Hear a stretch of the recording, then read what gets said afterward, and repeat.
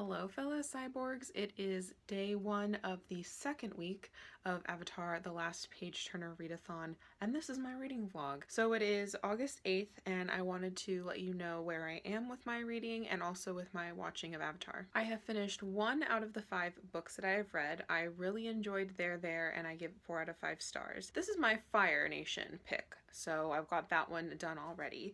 I haven't read any more in Small Island, which is my Water Nation pick. I'm at about page 200, and I think it's about a 500-page book. The problem is that the spine is really stiff, so after a while it hurts my arm when I'm reading this, and then I get fatigue and I can't read anything else. So I'll eventually be picking this up again.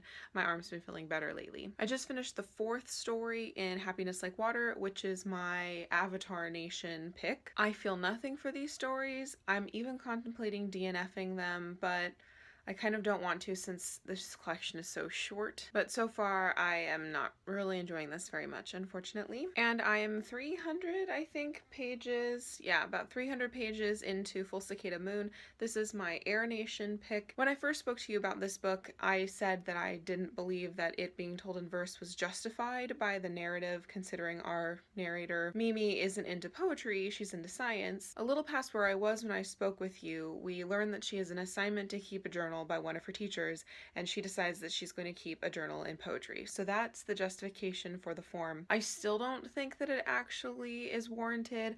I still don't think that many of these entries, because the chapters are maximum 5 pages and they each have headings as if they're poems, they don't feel like poems to me. They feel like a couple paragraphs that have been reformatted to where each phrase gets its own line. So that's kind of disappointing me because I was expecting the form to matter more. We'll just have to see what I think when I finish it though, which I will either do tonight or tomorrow. And then as far as Avatar, I have watched 5 more episodes, so I just finished chapter 10 of the first season, and I am still enjoying this. I am still getting weird deja vu sorts of feelings when I'm watching these episodes of, did I see this before? Or is it that I'm just like predicting story elements or something? It's been weird. We have just been told that there is now a timeline for Aang's training as an avatar. So Aang therefore is more serious about what's going on. So that leaves me hope that one of my Aang complaints will just go away. I just watched the episode called Jet where Sokka actually has something to do besides be the butt of jokes. So I'm hoping that Sokka's character will develop more, because up until this point he, in my opinion, was just comic relief and the annoying big brother, but didn't really seem to have any skills whatsoever, which I just find really hard to believe. And I feel as though his responsibility to his water tribe and the fact that he was the only warrior of his water tribe for I don't know how many years of his life growing up probably weighed a lot on his shoulders, and I kind of want to see that explored a little bit more. The other thing in this last episode that I really enjoyed were the fight scenes, which I normally don't care about at all, but I just think that they are animated so well. I can always tell what's going on, where people are, and it's interesting to see the different explorations of fighting styles depending upon the weapon that the character has and depending upon what bending magic is happening. So that's actually been really impressive and fun to watch, as opposed to me just like being bored while the dudes punch each other. So I will read a little bit more and watch a little bit more, and then I will update you when I have an update to share. Hi, before we talk about books, I wanted to show you my new plant babies. They're totally fake, because you can't trust me with anything alive that isn't a cat. So let's talk about my reading. Full Cicada Moon, I finished this on the 8th after I last updated you. This is my Air Nation pick. I didn't really enjoy this very much. I ended up giving it 2 out of 5 stars. The main reasons are I don't think that the verse was justified. It wasn't particularly poetic in my opinion, and I didn't really like the writing style. I did not find that the historical setting was ever fully explored. The atmosphere wasn't there. I kept forgetting that this wasn't in normal days, especially since the racism that Mimi encounters I thought was relatively mild, and maybe that's because this is a middle grade book. I'm not sure. The other thing that really bothered me is that Mimi is half Japanese and half black, but only her Japanese heritage is explored. The full and complete and utter extent of Mimi's blackness is summed up in them referring to the fact that they eat collard greens and cornbread. that's it. We hear a lot about the Japanese New Year and Japanese food. The Japanese side of her heritage is fully explored, but the blackness is not ever. So I was expecting this to be about Mimi grappling with being both black and Japanese and having no touchstone for this cultural experience and dealing with the racism inherent in the late 60s and wanting to be an astronaut while being of mixed race and also a girl. But instead what this ended up being was Mimi needing to find friends and also somehow convincing every person in her life that mattered to no longer be prejudiced against her. I gave it 2 out of 5 stars. I did not enjoy it all that much. I also did not enjoy Happiness Like Water. I ended up DNFing this. I read 6 out of the 10 stories, got to page 108, and I just still literally did not care. The best guess I had to explain this was the characters felt very emotionally distant and cold. A lot of the stories are describing what characters do, what characters see other characters do, what is around them. The descriptions of the surroundings were pretty lush, but there's just never any call to emotion from the characters. And these stories are about fairly emotional topics, but I always pictured these characters just being stiff mannequins in these different situations and not reacting like actual people with emotions and feelings. And I just decided that I could finish it, but would I get very much out of it? No. So I'd rather spend my time getting something out of other books. So a DNF this with a 2-star rating. And this was my pick for the Avatar Nation, so apparently I'm never getting to go there. And then the 2 remaining are the very much talked about Small Island but very little read. Hopefully I will pick this up before the end of the readathon. I don't know if I'll finish it.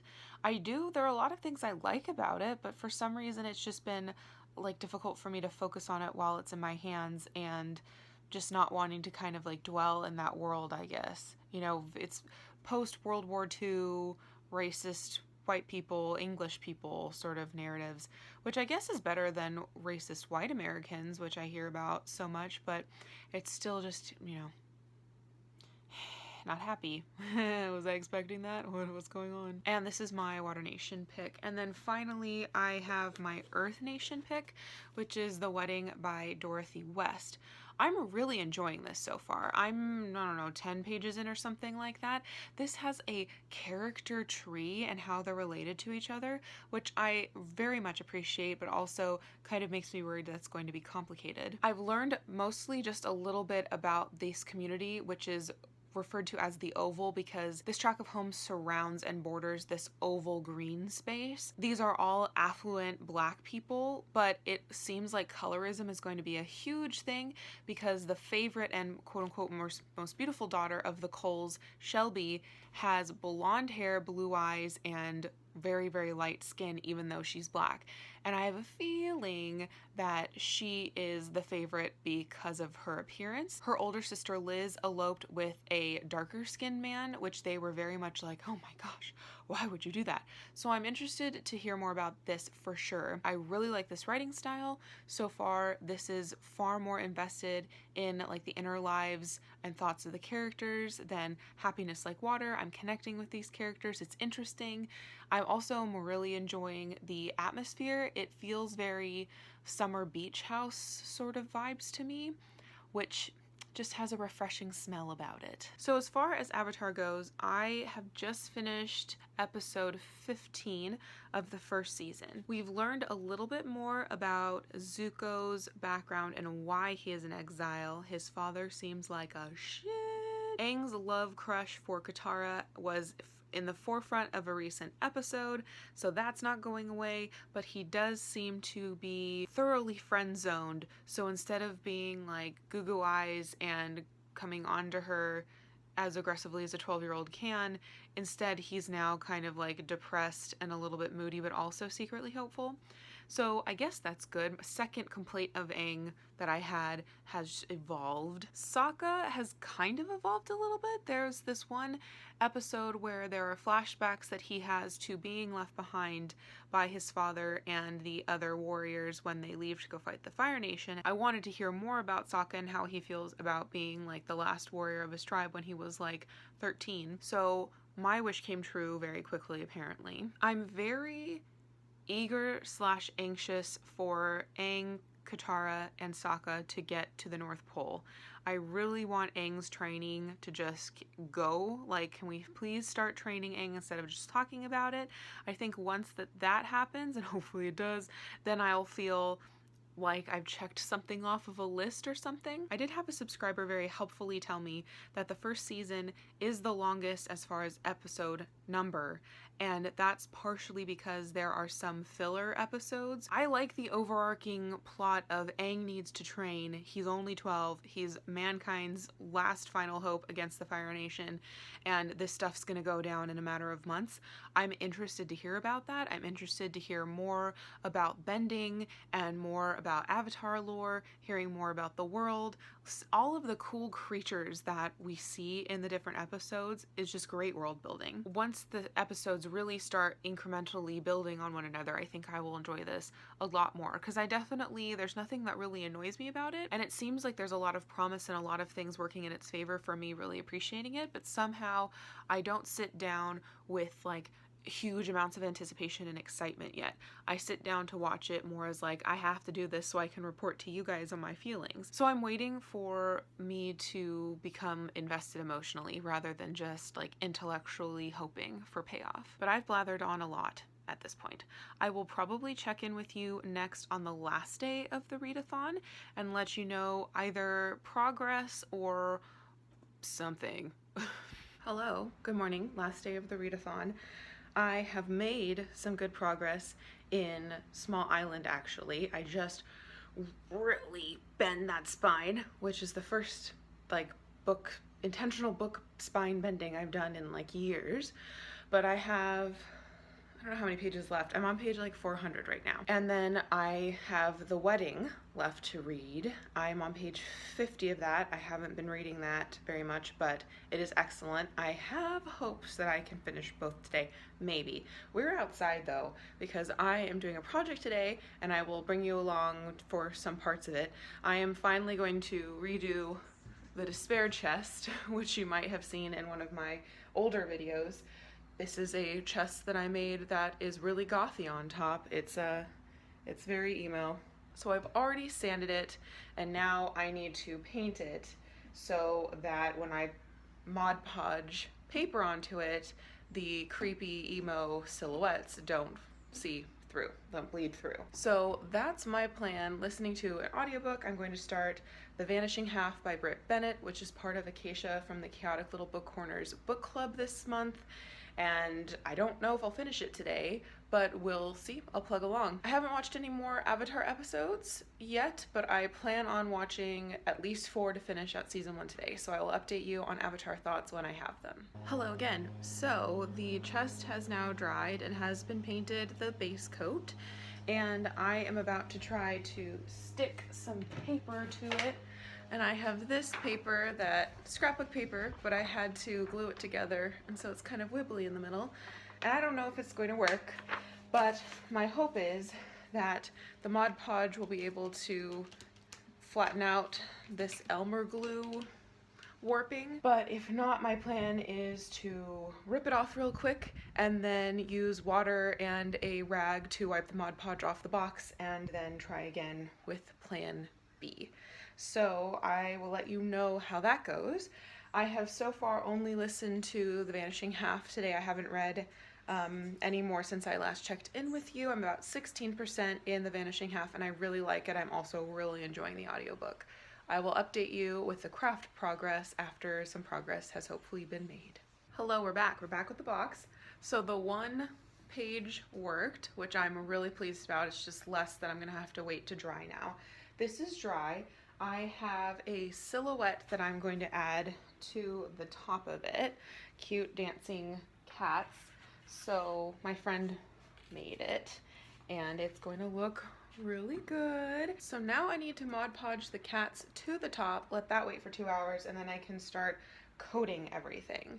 I have read up to page 70 or so in The Wedding, and my hopes is after lunch to maybe read 50 more pages of that, and then switch to Small Island and see if I can read Small Island before dinner, and then see if I can finish The Wedding after dinner. And sometime in between there, I will be watching the 4 episodes of Avatar. So wish me luck on attaching the cats. Okay, so it worked. They look so good. So now I have to do like 5 coats of like sealing top coat, which you don't need to see because it's gonna look invisible every time. I have read about 30% through audiobook of The Vanishing Half and I'm really enjoying it. And I'm also almost 100 pages into The Wedding and I'm still really enjoying that as well. So after I'm done with this coat, then I'll go inside and read some Small Island for 20 minutes and then I'll come back out and I'll do another coat and I'll read some more for 20 minutes and we'll do that for like an hour and a half. And then we'll see what this looks like at the end. Hi there, we're back in my room and it is done. How exciting. It turned out really good, I think. I put a lot of coats so that the kitties, which were quite raised, they're on like cardstock, are not gonna get ripped off. And now it's got a cure for like 4 weeks and then the despair chest is no more and it'll be the kitty chest now, I guess. I don't know. So the readathon is definitely over. It is Sunday and I wanted to update you on how everything went with the readathon. I gave There by Tommy Orange 4 stars. This was my Fire Nation pick and I quite enjoyed it. I gave Full Cicada Moon by Marilyn Hilton 2 stars. I did not enjoy this very much and this was my Air Nation pick. I DNF'd Happiness Like Water by Chinelo Okparanto with a 2-star rating. I did not connect with these stories at all. I did not feel anything, so I didn't want to finish it even though I read 6 out of the 10 stories. I did manage to finish Small Island by Andrea Levy. I gave this 4 out of 5 stars. I thought it was a very excellent historical fiction. I learned a lot about racism in England, specifically towards Jamaican immigrants. I also enjoyed hearing more about the London bombings during World War II and soldiers stationed in India during World War II, which I didn't know that I didn't know about. So this was highly enjoyable and I would really like to read more by Andrea Levy. She has a similar writing style to Kate Morton, at least in this novel. I was overambitious and did not finish The Wedding by Dorothy West. I got to page 134 out of 230 or so. I'm really enjoying this though and hope to finish it in the next week. I thought that this was going to be a story about like 3 or 4 characters, but we're really delving into the history of Shelby's family. So learning more every time I pick it up. And then as far as Avatar goes, I actually didn't end up finishing the first season by the end of the readathon. I just was too tired that day. I think I was outside with the Mod Podge for too long in a very, very hot day. I did finish episode 17 by the end of the readathon, and now I have finished season 1. I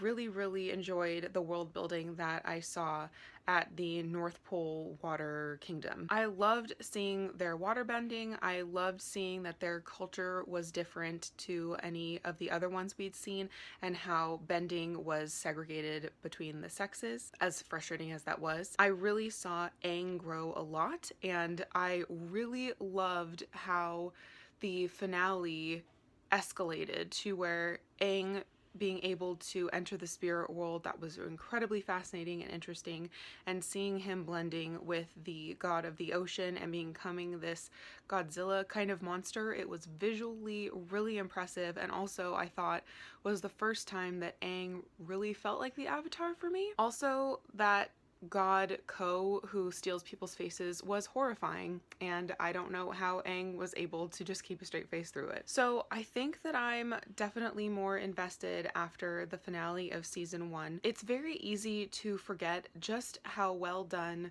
like just the basic things that you take for granted. In a lot of children's cartoons, there isn't going to be this great world building. There isn't going to be this amazing animation. I'm assuming they put a lot of research into fighting styles, which you can see with the air bending or just the bending at all, and that's really impressive. I'm also really enjoying Zuko and his uncle's relationship. I really like his uncle a lot, and seeing how really badass Zuko was with swimming underneath the ice, not knowing if he'd be able to come up because he's just that motivated to get the Avatar. Can you imagine if he was motivated to do something good? My goodness. So the end of season 1 definitely was worth me kind of umming and ahhing through season 1, and I'm really hopeful that season 2 is going to be tighter and have even more things for me to enjoy. So I definitely had fun during this readathon, and I'm glad that I have finally officially started watching Avatar, and I plan to continue since there's only 3 seasons. I'm also really glad that I got to try those books, and there were 2 that I really enjoyed, 1 that I'm still working on that I really enjoyed, and 2 that I didn't, but that's okay, at least they're off my physical TBR. Please let me know in the comments down below who your favorite character is from Avatar or what you enjoy about it most, and if you have any thoughts on the books that I've read. Thank you for watching, and until next time, continue to be lovely.